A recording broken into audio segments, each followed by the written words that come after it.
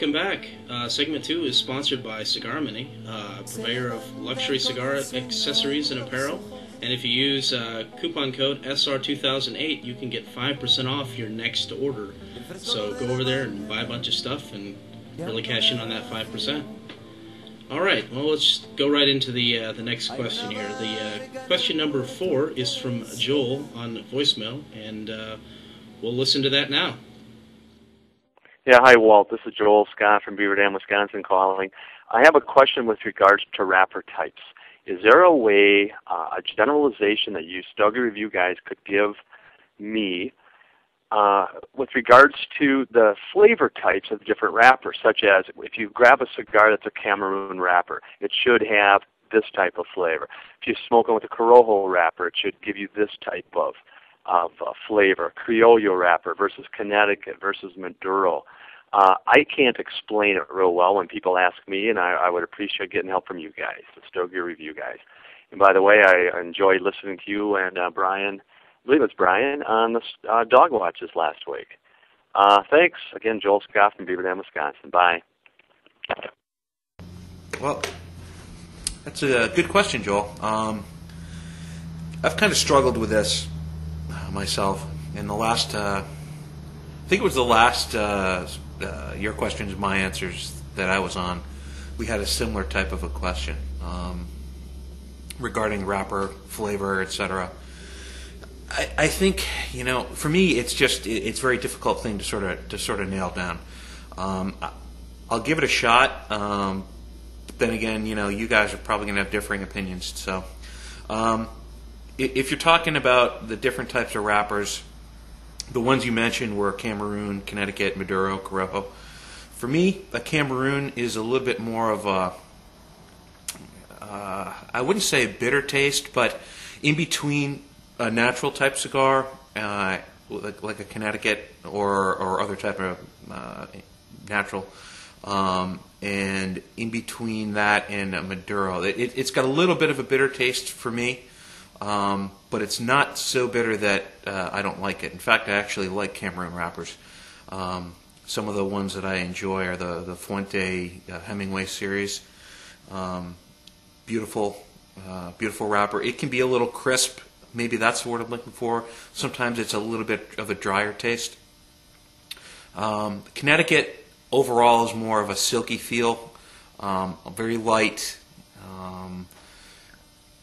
it's sort of an airy taste. It's a bit buttery for me, a good one. That's probably as good as I can get with that. Maduros, for me, they're definitely a bit more fuller flavor. A little bit sweeter tasting. You'll get a little bit more leather in there, I think, than say the natural or the Cameroon. You'll get maybe a little bit more of the cocoa flavors in there. The Corojo, for me, it's a little bit sweeter even than some of the Maduros, and it depends on the Corojo cigar that you smoke. Some of the ones that I've really enjoyed are the J Fuego Corojos. Those. It's a bit more full flavored. You'll get maybe a little bit more taste of the spice in there. It's a little bit more of a zing in there, but it does have a good amount of sweetness. So it's kind of like a mixture of sweet and tangy, if you will, for me. Off the top of my head, that's what I've got for you. And for me, though, it's one of those things. I think people, taste certain things in different wrappers and different profiles, and the cigar itself, what's inside of the cigar, what the binder is, what the filler is, combined with the type of wrapper, and one Corojo may not be the same exact Corojo compared directly, so it's kind of hard to say, is it going to taste just the same? That's basically what I got to say about it. Brian, where are you going with it? Well, I'm going to agree with you on a lot of that. I with the Cameroon, and I struggle with these because, when it comes down to a cigar, what you're talking about is a blend. So it's not, you can't really just, well, you could if you're lucky and you work at a cigar manufacturing factory or on the farm or whatever, but you can't really smoke the individual components by themselves. You're smoking a blend, so you're smoking a lot of different types of tobacco together to create an overall flavor, and it's supposed to be, you know, in a lot of cases the intent is for it to be complex, so you're going to get aspects from all of it. That being said, when I think about the Cameroon, I agree with what you were saying. It can be a little on the bitter side, but I also found in some cases that I get more of a flavor that's just slightly fruity without necessarily being sweet out of it. Almost like I like to think of it as in like a dirty pear type of flavor. That's a kind of and the thing is you know that of course is going to be impacted by what else is it's you know, being blended with. So my thoughts on that may be, you know, due to the fact that I've been smoking different Cameroons than Chris has. I think the CAO Cameroon that I smoked, I found that was noticeably more bitter than some of the other ones, and I was less inclined to like that than some of the other Cameroons I've had. With the Connecticut, I think you're right on with that one too. It tends to be creamier. It also tends to have at times it can be a little bit like hay or some other interesting kind of like vegetal flavors that I get out of it. But a lot of times it tends to be creamier and smoother. Maduro's, of course, richer, sweeter. A lot of, you know, chocolate cocoa type of stuff going on there. Sometimes pepper, sometimes not. And the Corojo I typically think of as being a little on the spicy side. But the thing is, you know, since we discussed this the last time, I've gone and thought about it with some of the Corojos I've been smoking, and I thought, well, you know, this isn't terribly spicy, so that one I'm still trying to form a consolidated opinion of. Again, difficult because, you know, I'm smoking it in different circumstances. But you know, I'm a fan of Corojo. I'm a fan of Cameroon. Just thinking the sun-grown. I'm trying to remember. It's been a while since I've smoked a sun-grown, but those. You know what? I'm going to leave that one for Walt. See if he has an opinion on that. How about you, Walt? What do you think? Well, I think you guys did a far better job than I'm going to. I'll tell you that much. You know, and it's interesting, some of the flavors that you've mentioned, because I pick up different flavors, so that's a definite answer on, you know, how different blends are going to taste a little different. You know, with the Cameroon, I get a little bit of spice. I do get those very mild, fruity flavors without being sweet. And, you know, just as I mentioned, I pick up a little bit more of a spicy flavor. With the Connecticut's, they tend to activate, you know, the bitter receptors on my tongue more. So to me, Connecticut seems to be a little bit more bitter. Some of them can have like a buttery texture to them, but more often than not, I find them a little dry and just a little bitter. Maduros, you know, again, they're, just as Chris mentioned, they're a little sweeter than some of the other leaves. They have a real richness about them, and some of the real comfortable flavors that you always hear flying around are coffee and cocoa and bitter chocolate, and I think that in the variety of different Maduros, they are the ones that really stand out. They are the key flavors that most people are going to get. You know, and as you go throughout different wrapper types, everyone's going to have a little bit different opinion. But for me, I don't know whether it's just because I've smoked a large variety, but I tend to miss, you know, the key flavors, and I tend to focus on more of the, okay, that's definitely Corojo. I can taste Corojo. This is Corojo flavor, and I kind of go with that. And you know, and for whatever reason, I don't really dive into it. I just kind of focus on the rich flavors of that Corojo tobacco as a whole. And you know, I'll do the same thing with Cameroon and Connecticut, and everything's going to change depending on where the wrapper is grown. For instance, you have a Connecticut, and for all of us, that is up north in Connecticut, you know, grown in the USA. And you also have a Connecticut variety grown in Ecuador, which is going to taste a little bit different. You've got Connecticut broadleaf Maduros, again grown in Connecticut. You've also got Brazilian Maduros. You can have Corojo Maduro tobacco. So, there's different varieties of each leaf. Even though it may be Maduro, it doesn't mean that it's this one type of Maduro with this one type of flavor. It's going to change a bit. There's going to be some similarities between them, but you're going to pick up more subtleties with one more so than the other, and it's very, very difficult to explain to someone that's relatively new to cigars exactly what the flavors are going to be, because it's very difficult. Just as before, I had mentioned that the best way to do it is just sit down with them, hand them a cigar, smoke the same thing, and share back and forth what you think you taste, and try to come up with flavors that way. Because I think it's going to be just too difficult to stand in a cigar shop in front of this huge shelf and say, okay, that one's going to taste like this, that cigar over there is going to taste something different, that one up there is going to taste like this. It's just going to be too difficult. So again, my best opinion would be to sit down, smoke the same cigar, not literally the same cigar, both of you get one, and just compare notes and see what you get. Hey, did you have got a cloud of smoke in front of me. Wonder if you can see that. Did you ever hear back about that sampler? I forget what it was. I think it was a type of, I think it was a wrapper sampler or something that was a General Cigar somebody was putting out there. Did you ever hear back on that, Walt? Well, I'd be really interested in hearing how that Spanish fly for tobacco beetles works.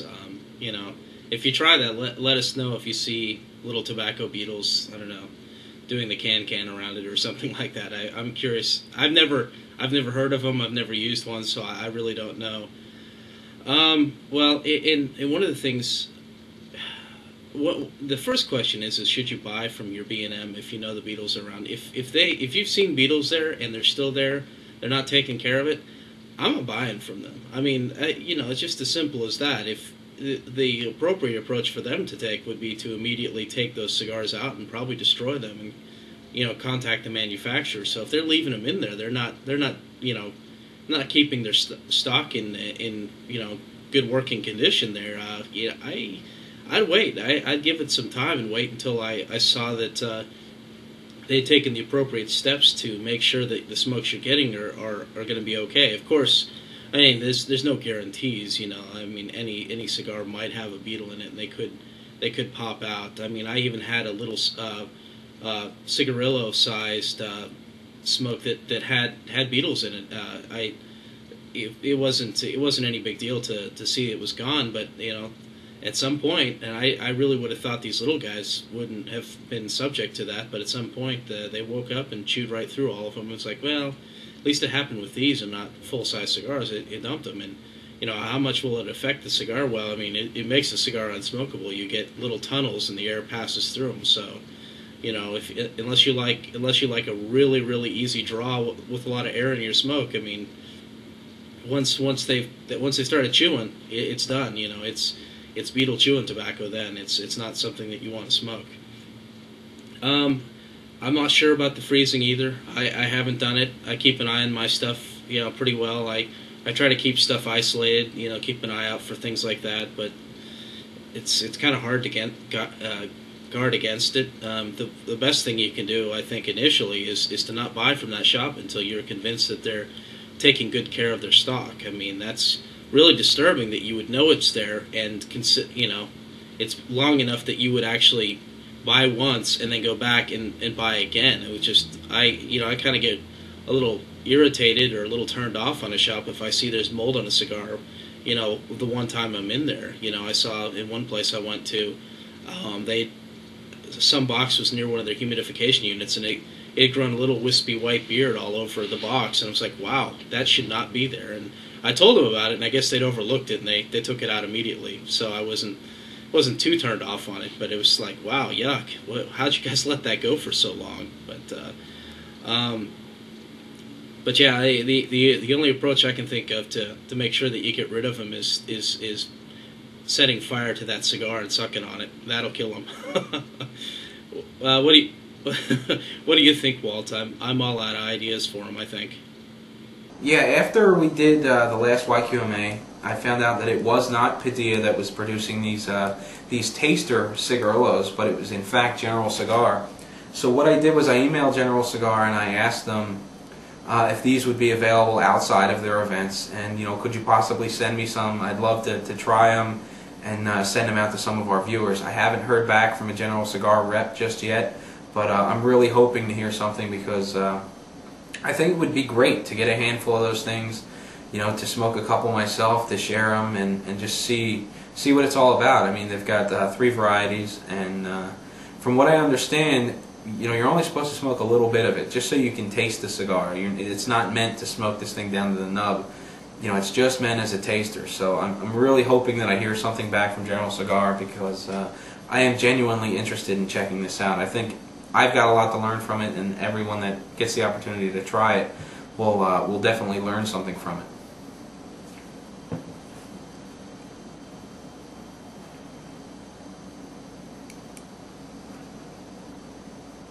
Alright, well, Joel, sorry I couldn't be a little more precise there, but I think Brian and Chris definitely picked up the slack for me.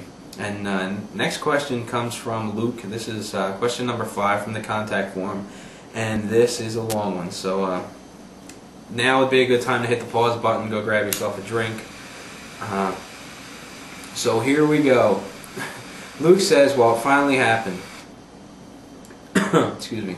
After several months being concerned whether or not I was doing enough to prevent an infestation by tobacco beetles, I noticed some dark brown dust around one of my Cubano Limitados by Fonseca.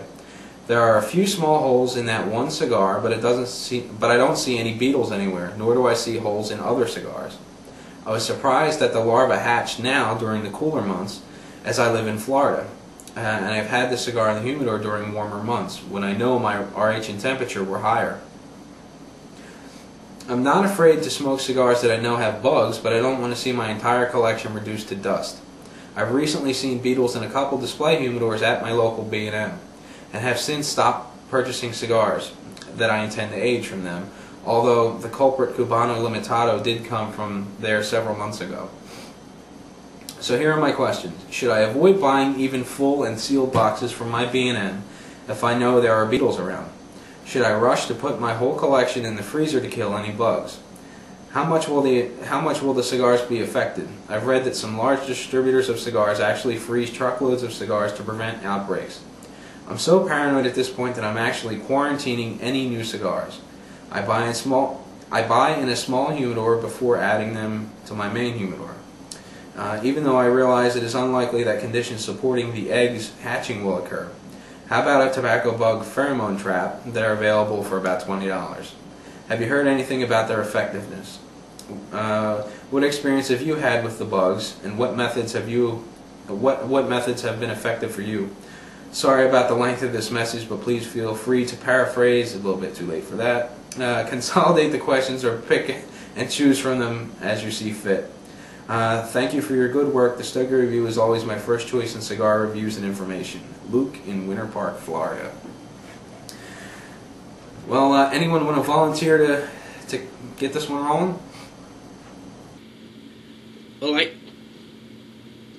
no, if you'd like to start, I was going to say that on the show notes, it looked like there was an intermission in the middle there. That I expected Walt to play some music, but but since we are his first choice for cigar reviews, we decided to go for the entire question, all 15 pages of it.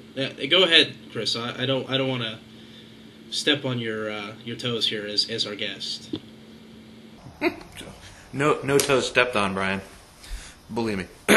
Well, that's a tough call. He did mention. Luke did mention that he heard that some cigar companies actually freeze their stock before they actually send it out. The key thing is with that, though, they do it in a really controlled environment, and they actually freeze dry, as opposed to just sticking them in a regular type of a freezer. And the big difference is that they flash freeze them really quickly. And what that does is it kills, if there's any larvae in there, it will kill them. And they do it quickly enough that it's not going to dry out your cigars. Now, this is my own personal opinion, so I'm qualifying it again. But my opinion is if you can figure out that it's, this particular cigar, and you know that you bought it at this particular time and it's been sitting with X cigars, say in a smaller humidor or whatever, I'd probably try to quarantine them, put them in a place, and see if you're going to get any more of that dust. Now, you said you didn't happen to see that. Now, it sort of tells me it's probably that cigar, and it may not have affected any of your other cigars.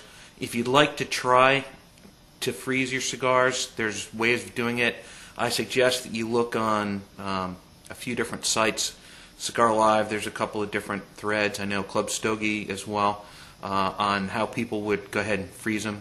I'm not really somebody that's done that before, so I'm not going to blow smoke up your skirt, so to speak, and tell you how to do it. So the one caution that I would say is if you're going to put them in a freezer type environment, know that your cigars are going to get, if it's not done right, you can dry your cigars out pretty badly. And the question would be then, is it worth taking the chance you're going to dry your cigars out and kill beetles versus, and then when you take them out and try to rehydrate them, they're going to still be dry sticks.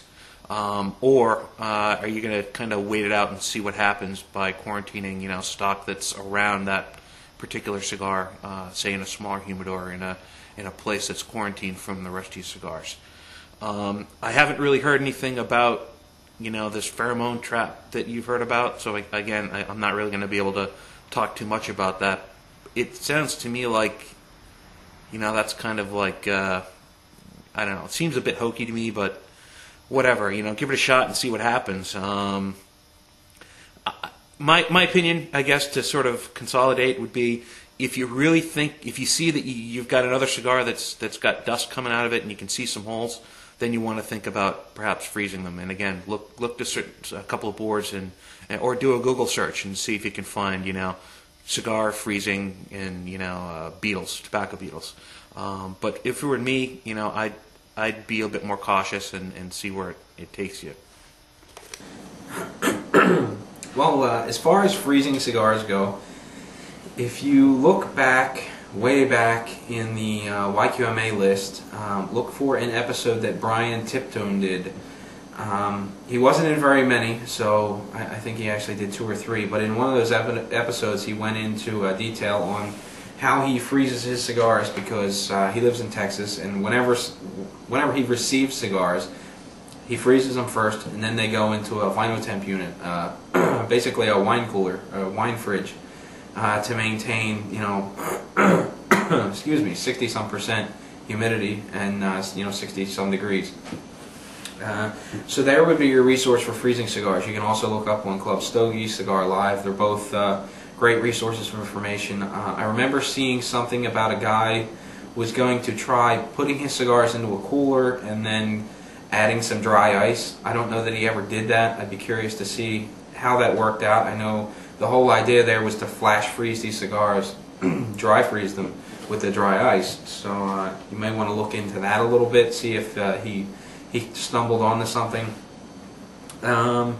As far as different manufacturers doing things to keep from having problems with beetles, I asked around a little bit, and I'm told that Camacho actually freezes all their cigars in their boxes and cellophane and whatnot before they go on the shipping container and are sent over to, I guess, their distribution centers in Miami. But they'll freeze everything before it hits the shipping container, and then off it goes. But once they hit the shipping container, they're subject to whatever environment is around the shipping container. So, they're going to be subject to a lot of heat, high humidity, and whatnot. So if all the beetles don't die when they're frozen, or all the larvae doesn't die when they're frozen, that I would think would be the highest probability of getting beetles, when they land. Simply because you get all that heat, humidity locked inside of a storage container, and not so much in your house. It does happen. If I walked into a cigar shop and I saw beetle holes into a cigar, the question, would I buy from them again? I really don't know. Here's a little story that makes, really doesn't add a whole lot to the question here, but when I grew up in Philadelphia in a not so great neighborhood. And in elementary school, they used to do lice checks. So basically the school nurse would come down, they'd sit every kid down and check for lice. And while I was never in a classroom that had lice, just think about it this way. If you had a kid who was in elementary school and they started doing these lice checks on the kids and one of them came up with lice, would you want your kid in the same room as the kid with lice, even if the kid stayed over here in the corner and your kid was over here?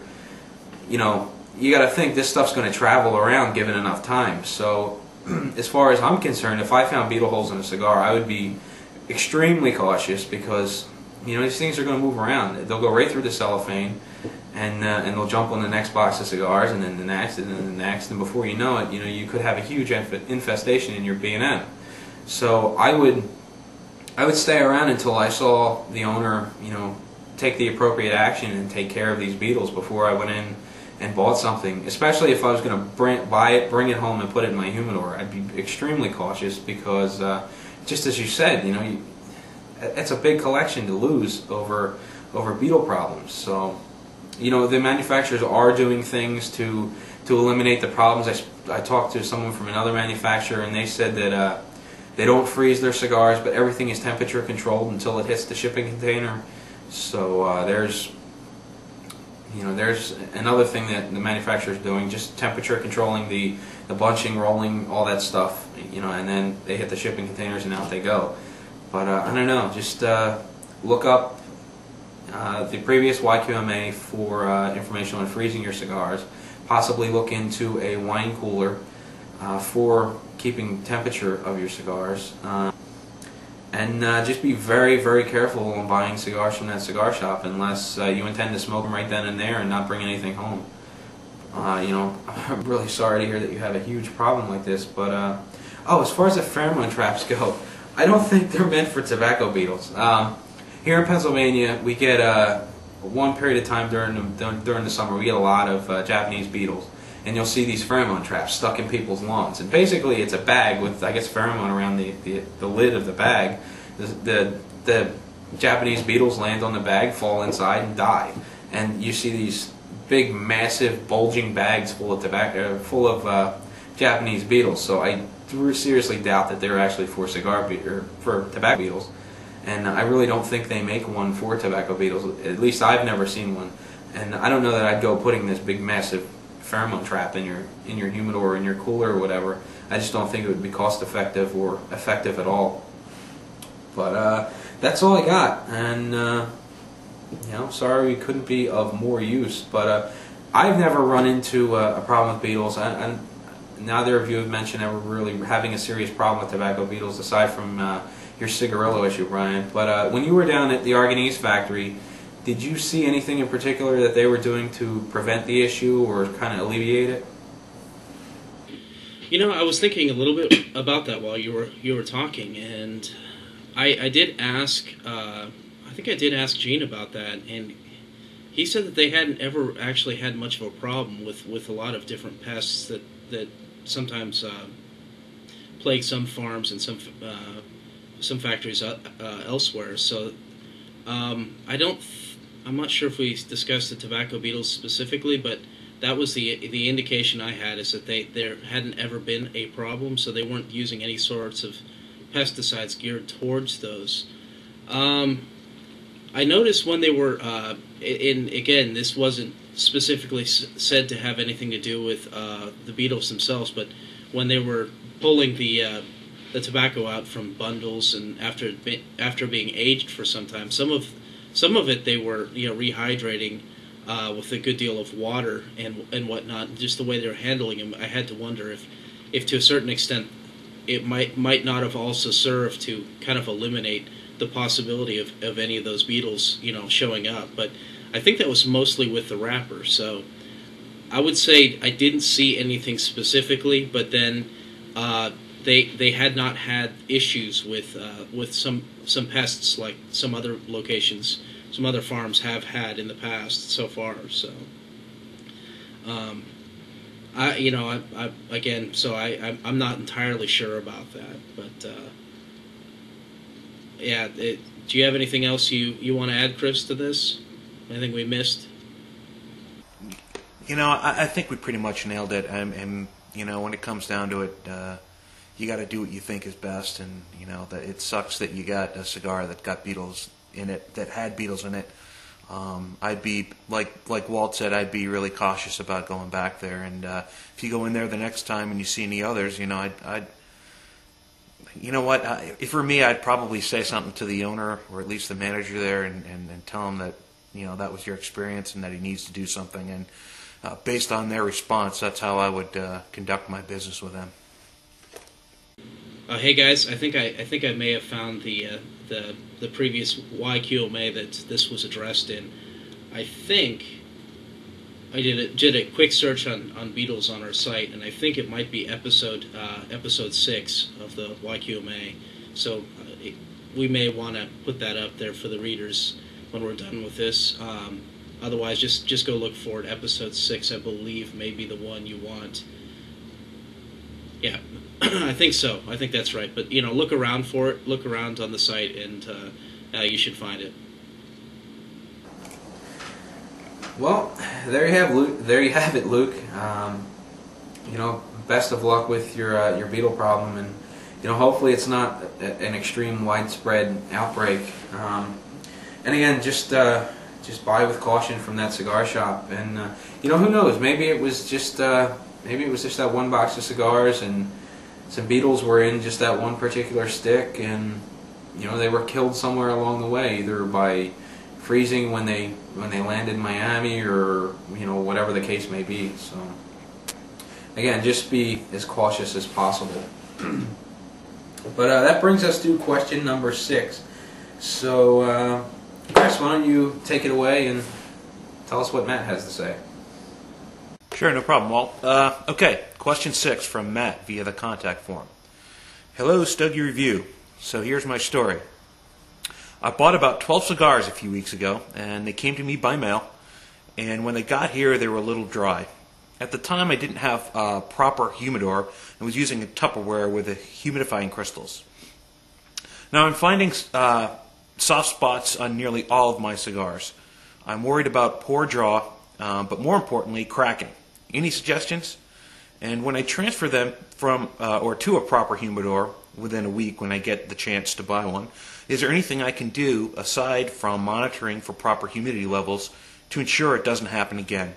Thanks a lot, Matt. Walt, why don't you take this one? Well, sure thing. Well, when Matt went to say about soft spots, the first thing that popped into my mind was that cigars were a little wet, maybe a little spongy from too much humidity. So that's the first thing I would look at. I can't think of any really dry cigars that I've had in my hands that have had soft spots and didn't kind of crackle when I squeezed them. If that's the case, then you need to be extremely careful with them and bring them back up the humidity slowly. Taking them from a very dry shipping box and just dropping them into a tightly sealed Tupperware container with lots of excess humidity is just going to swell them up, and they may pop. So run out and pick up a hygrometer at someplace like Walmart or Radio Shack, and you should be able to get them for a couple of bucks. Find one for under $10, throw it in there. You'll get a digital reading of what the humidity and temperature is, and just take a look. I think you may be running a little wet, and if that's the case, you're getting cigars that are dry, and then you're quickly humidifying them. You may end up with a little bit of cracking. But when you transfer them to your humidor, make sure you season your humidor very well. I know a lot of people tend to rush this, but it may take a couple of days, it may take a couple of weeks, depending on your method of seasoning. For me, being in the woodworking industry, I have no problem whatsoever wiping down a humidor with water. Other people cringe at the thought of that, and what they'll do is they'll take a shot glass of distilled water, put it in the humidor, close it, and just let it sit for 2 weeks. Occasionally opening the humidor up to see how much water has been absorbed from that glass and refilling it as needed. As I mentioned, I just wipe them down. I'm not concerned about it. I think that if you get a cheaply made humidor, you're not going to have to wipe it down for it to start warping and cracking, because if it can't handle a flash of humidity from me wiping it down with a damp cloth, then it's got no business being a humidor and maintaining 70% humidity at all times. It's just, but again, that's just my personal view on craftsmanship and wood and how it reacts to moisture. But in any case, Brian, you want to take this one over? Sure, I'll be happy to. Yeah, with the soft spots, you make a good point, because tobacco tends to swell when it becomes more humid, which is one thing I learned very clearly at the when I was touring the Aragonese factory, as you were mentioning before. They actually maintain their different components of the cigar at different levels. The filler actually tends to be maintained at a much drier, much lower humidity than the wrapper. So when you smoke a fresh rolled one off their rolling table, it will have a much looser draw. So that would be, it would seem that you wouldn't get softness. Yeah, I guess if it's drier, yeah, it may seem like, maybe not soft, but it may not seem I just don't get the impression it's the same thing. I think I've gotten myself all confused about this, to be honest. But well, I think, I don't know, what I was trying to explain was more of like a sponginess, or the tobacco feeling pliable because it was wetter than normal. If that helps you get you back on track or not, I don't know.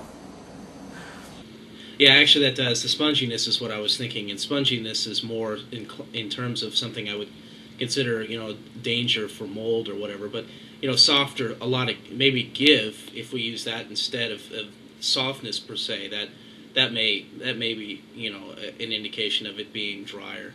I find it interesting. I would think that actually a properly sealed piece of Tupperware with this humidification solution in it, I guess it depends on how good the solution is, and some of them are really good, some of them just dump out humidity like nobody's business. But it would seem weird to me that they wind up being dry as a result of that. In terms of moving them to a proper humidor, like Walt said, just make sure it's properly seasoned. I was actually going to throw in my support for wiping it down. I know that's kind of a no-no, but I tend to do it. It does speed things up. I'm a little impatient, and I found that if you really overdo it, it can warp.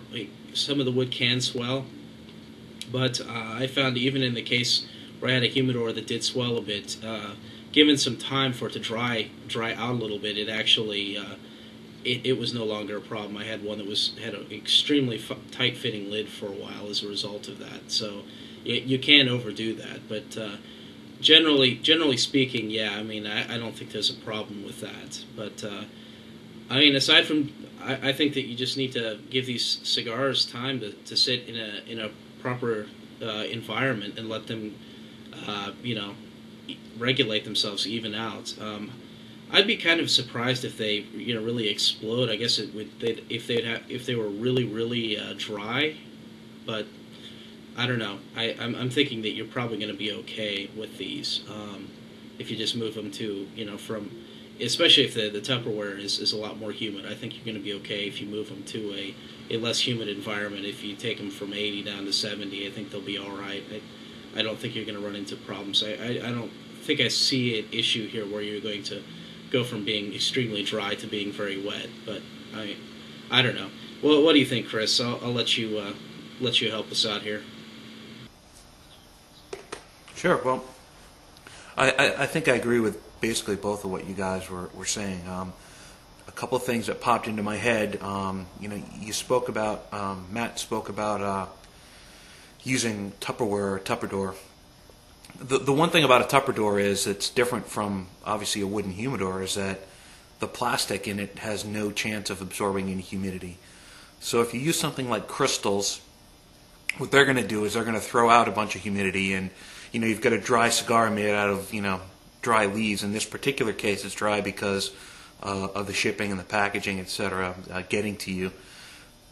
You put them in an environment that's extremely humid, and you're going to get cigars that suck up humidity at different places at different times, and yeah, you've got a chance of getting your cigars being a little bit soft in certain areas.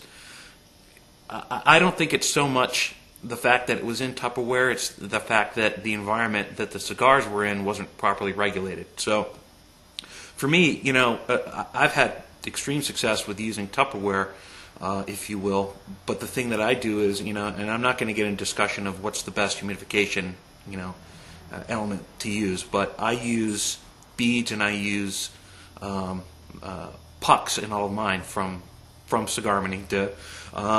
And the thing about the beads is that they will regulate the environment by taking in moisture and releasing it as needed. So if you use them properly in whatever environment that you have, you can get a situation where you're not going to overload your cigars with a lot of water.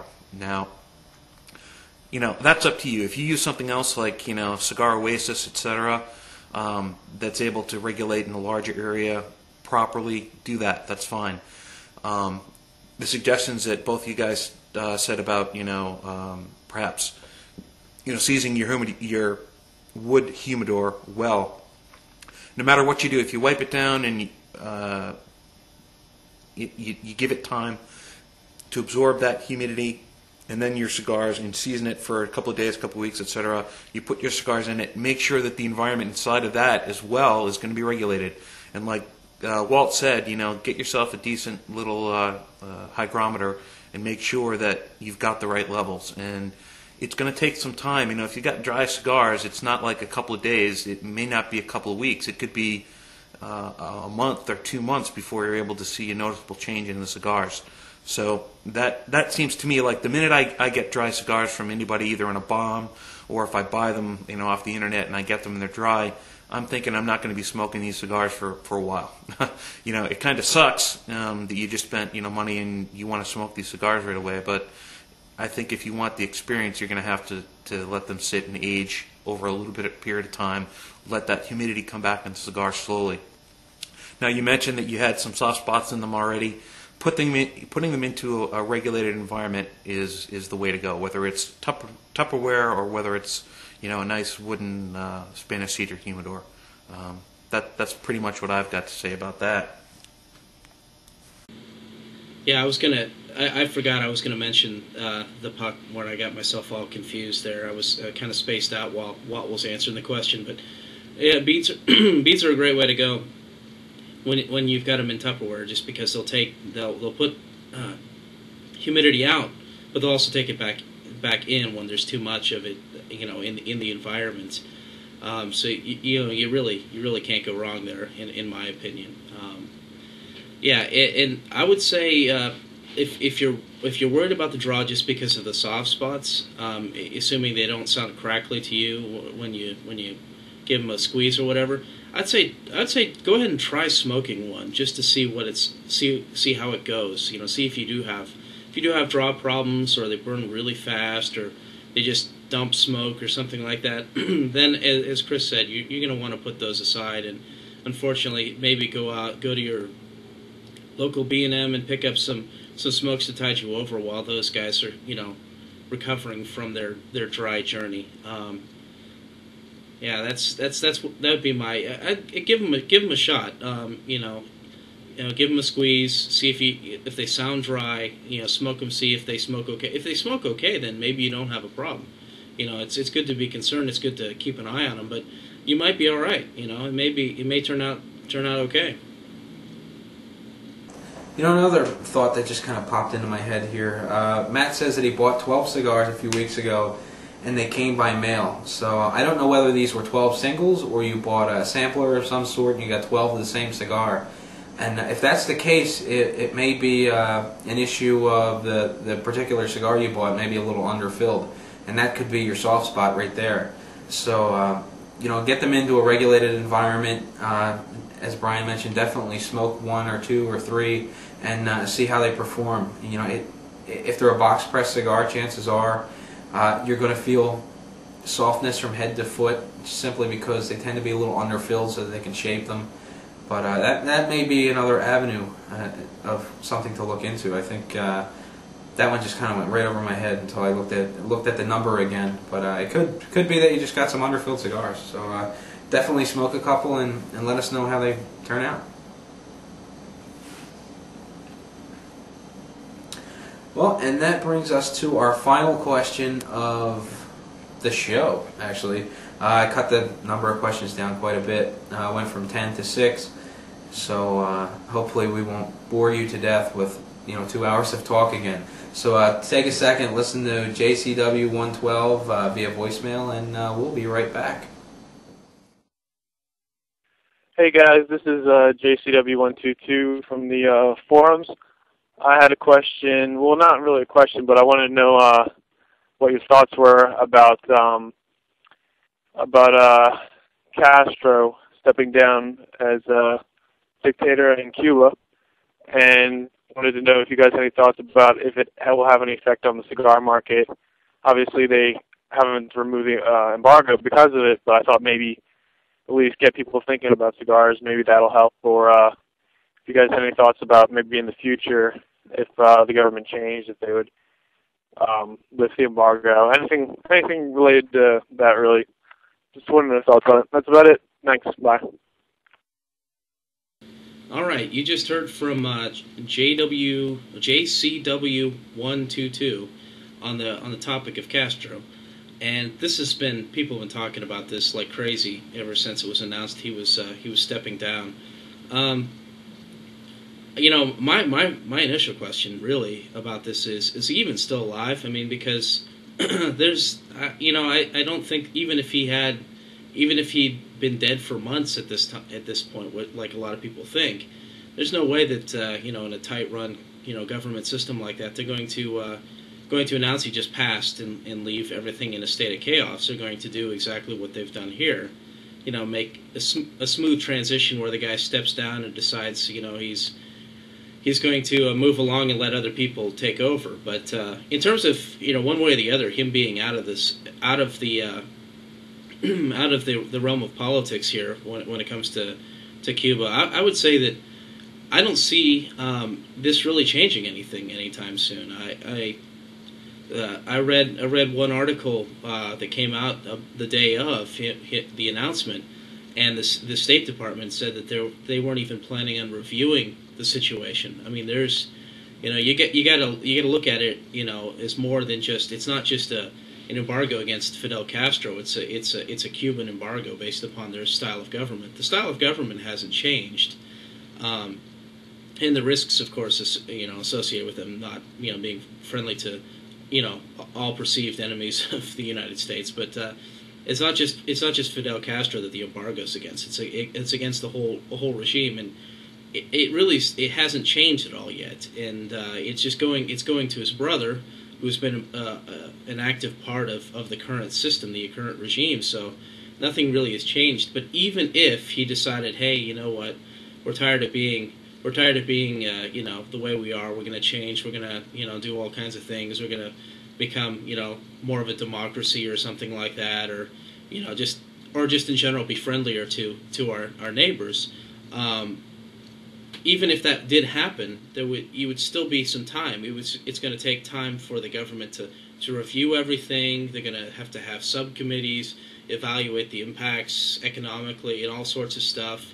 And there's a government factor involved. It's going to take quite a while to clear this up. Even if everything was ideal, it might be fast tracked, but you're still going to have to sit and wait for committees to discuss it and people to play politics with it and screw around with it. So I don't see this affecting the cigar market hardly at all in any reality anytime soon. What do you think, Walt? Well, Brian, I think you're absolutely right. I mean, even if the government decides tomorrow morning that they're going to end the embargo, you still have to go through all those processes, and who knows how long that could take. And I mean, effectively, when was it that Castro got ill? How long has his brother been in power now? When someone gets seriously deathly ill, do you really expect them to come back into power? Well, I don't.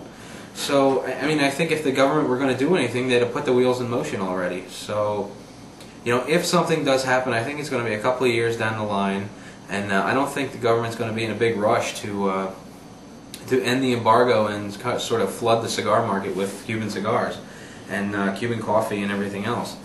So, you know, I think it's going to be a non-issue for the next couple of years.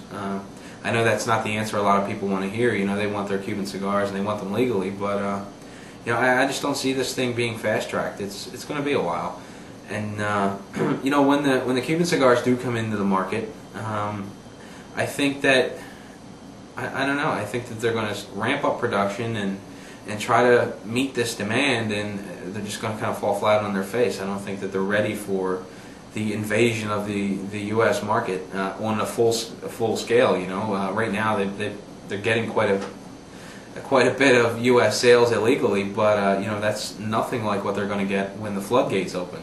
So, you know, I think the door may be open for other manufacturers to kind of go back to Cuba and settle in and get their blends together and mix, you know, Cuban with Nicaraguan and Honduran tobacco and all that. But again, you're in a situation where they're in top-notch facilities right now. You know, they're very happy with what they have, and when they go back to Cuba, I think they'll be taking a step back. So they're going to need time to cultivate the soil, bring it back, you know, get all the nutrients in the ground that need to be there. They have to grow a new crop because I don't think what's there is sufficient, at least not for their needs. You know, I just think that they are so far ahead of the curve in these other countries where they have total control of their farms and their factories, and when Cuba is opened up, you know, down the line, you know, I think that it's going to be some time before you start seeing these cigar manufacturers getting back into things. And I don't know, that's just my narrow-minded view on it. What do you think, Chris? You know, I agree with both of you guys. In my opinion, though, I guess I'm perhaps a bit more dark on the whole situation. I don't think it's going to be a few years. I still think it's going to be decades. I mean, you know, Raul Castro is now officially, you know, the head of the Cuban state, so he has been known to be, you know, perhaps an even worse version of his brother in many areas, and he's younger, and he's going to be in power until either somebody, you know, takes that away from him, which I can't see happening, or until he dies, and there's another opportunity for, say, a more of a democratic government to happen. And the way that the Cuban political system is set up, that's a revolutionary type of thing, not an evolutionary thing when it comes to the Castro. So my gut feeling is that I don't think there's going to be a change, period. And if there is one in our lifetime, I would be surprised. I just don't see that type of social change happening in Cuba, regardless of what happens with our political system. You know, if there's a situation where the next president of the United States or the one following the next president of the United States were to get in on, you know, opening trade again with Cuba, it's going to be pretty far down the list of things that need to be taken care of in our government. So yeah, I'm not really high on the opportunity for that to happen. And if it does, there's all sorts of things that could happen. I mean, right now, all the companies, American-based companies that manufacture cigars using Cuban trademarks, the reason why they exist right now is because we can't enforce a trademark in a company that we have a trade embargo with, i.e. Cuba. So all those brand names, Cohiba, Monte Cristo, you know, Bolivar, down the line, those companies aren't going to want to give up those cigars that they manufacture now. They're not going to just go quietly into the night and say, hey, okay, that's it. We won't manufacture those anymore because those are Cuban trademarks. You know, okay, we've got, you know, open trade with Cuba. I think that there's going to be a pretty heavy push to keep those trademarks and to keep, you know, producing cigars with those trademarks. So that's another angle that you have to think about. And, you know, maybe they don't have the same type of clout as other industries in this country, you know, the cigarette industry, etc. But I just can't see it happening in my lifetime. I guess that's where I am on the issue. Well, you bring up an excellent point about the brands, and we were talking about this on the Dog Watch show that we recorded this past week, and I think Bob brought up the same thing. There are going to be lawyers involved because you've got all kinds of, you know, issues with trademarks. And, you know, a point you took it to that he didn't, that I think is really interesting is, well, who's for Cuban tobacco coming in? Who's got the biggest desire for us to end the embargo? Well, it's Cuban cigar smokers. Well, the people who are making these other non-Cuban versions of them are going to be probably opposed to that because it can only hurt their sales really and jeopardize their trademark. So I have to think that they're throwing some of their money behind in support of anybody who's going to continue to be opposed to that. So I mean, there's that, and politicians, anybody with any clout or power, or even your average Joe, if they want Cuban cigars, they can get a hold of them. It's not a terribly big challenge. Any heads of state in the U.S. that smoke cigars or smoke Cubans, they don't have to end the embargo to get them. They'll just get them, and they're who's gonna come after them? Nobody. So yeah, I think that there's actually a very big interest by a lot of manufacturers out there not for that not to happen. It'll hurt sales when it does. I'm not as I don't see things quite as darkly as you do, Chris. I think that we're looking at, I would say, given 10 to 15 years, I think it's very likely that will change. But I mean, the first couple of years from now, I don't think so. I'd be really surprised. My guess is the news of them considering it will come as a surprise to everybody. Nobody will be talking about it. Nobody will be thinking about it. Castro will finally be long gone. Probably both of them will be. And then suddenly that'll show up, and people are like, oh, wow, hey, cool. It'll be something like that, and it's going to take a while. That's what I'm thinking.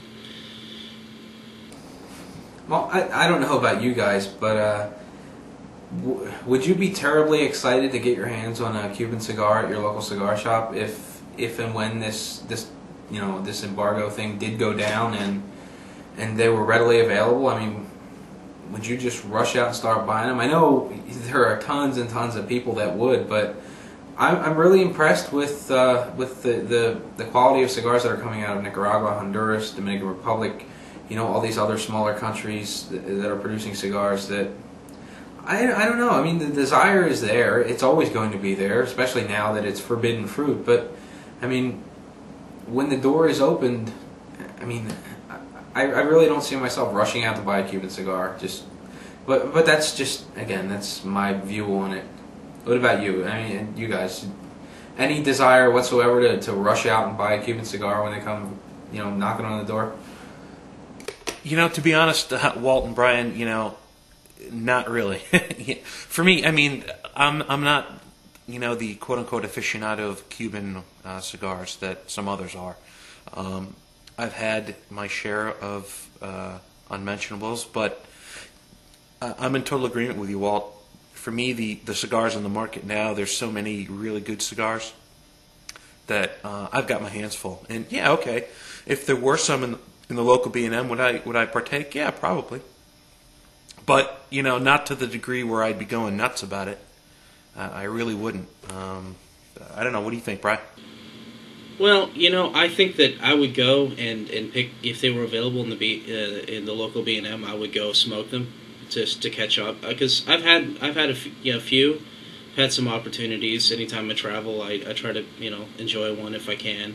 I'm not gonna go crazy with it, because I think that they'll be available initially, then they'll just disappear for a while, and the ones you can get will be expensive. So if they're there, I'll pick up a few, smoke a few, try some that I've wanted to get my hands on that I haven't had a chance to. But I mean, I'm going to keep smoking when I'm smoking, and my humidors are going to probably, for at least for a while, until everything's evened out and people get over the craziness, and hopefully the prices get down to a more reasonable level. Then yeah, I'll probably pick them up. But the thing is the stuff coming out, and the reason I don't take advantage of the opportunities that are currently exist to sneak them into the country is because Cuban cigars are phenomenal for having a sick period. I mean, I don't like the idea of buying something I got to hang on to for a couple of years to get a good smoke out of.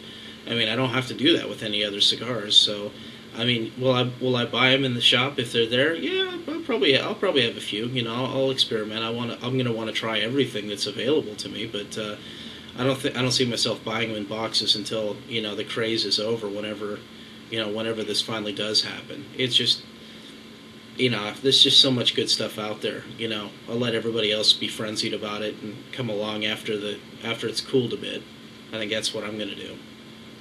You know, there are just a ton of people out there that say that Cuban cigars are the cream of the crop, and I don't doubt them. You know, if you're if you're able to get a hold of them and familiarize yourself with them, I'm sure that they're just going to be incredible cigars. But myself, being that, you know, I partake in them, you know, the opportunities are few and far between.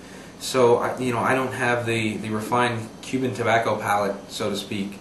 So, you know, again, you know, I'll pick up one or two here and there, but, you know, I'm certainly not going to go crazy and join in on the frenzy. But again, that's just my narrow-minded view on it. But well, while we're talking cigars, as if we weren't ever going to be talking about cigars here, but how's your La Flor doing, Chris? Well, actually, I'm done with it. It's a great cigar. I loved it. Really tasty all the way through. It actually got better at the end. But as I was taking the top band off, I kind of pulled a bit of the wrapper up, and when I was getting down towards the nub, it started expanding a little bit, and I had to put it down because it was just coming apart. But it was a great cigar. I loved it. I highly recommend it. If I can find another one or two, I'd be pretty happy about it.